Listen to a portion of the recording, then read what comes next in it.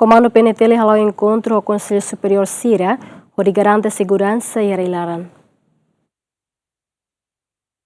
Komando Polícia Nacional Timor-Leste sexta-ne realiza encontro Conselho Superior Comandante PNTL Município, nomos Comandante Unidade Sira e Quartel-Geral PNTL Kaikoli Dili. Comandante Geral PNTL Comissário Geral Henrique da Costa Hateten e encontro ne colia com a orientação serviço nebe durante ne Comando PNTL Município, nomos Comandante Unidade Sira hala'o. Conselho Superior realiza encontro onde hare konaba ia assunto disciplinar sira nomos orientação sira konaba serviço união baia comandante município nomos unidade sira.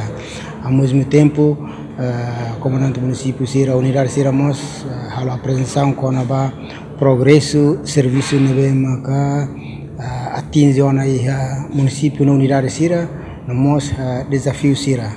E encontro hoje nós apresenta e formos estratégia comando ninian, plano comando ninian, buat bem precisa e tu halo hodi fortifica parte segurança ninian ba adesão Timor-Leste ba ASEAN. Ita tene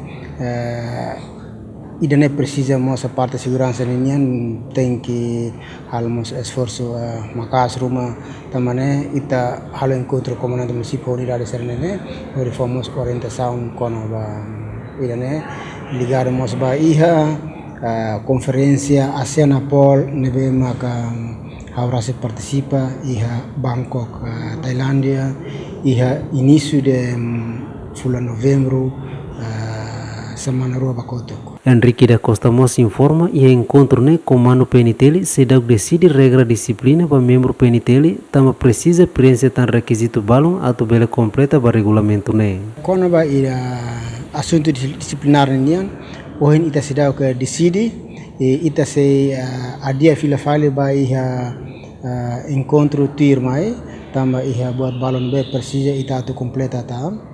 Então ita hakarak atau latir dunia regra serna hotu tamane poin quando ba assunto disciplinar ni ita sedang decide buat tidak. Além de encontro ne presidente júri para recrutamento PNTL apresentamos progresso teste cadete PNTL niam ba comando PNTL município nomos comando unidade sira onde continua acesso processo teste ba cadete sira ne torre mata Lucio Correa ZMN.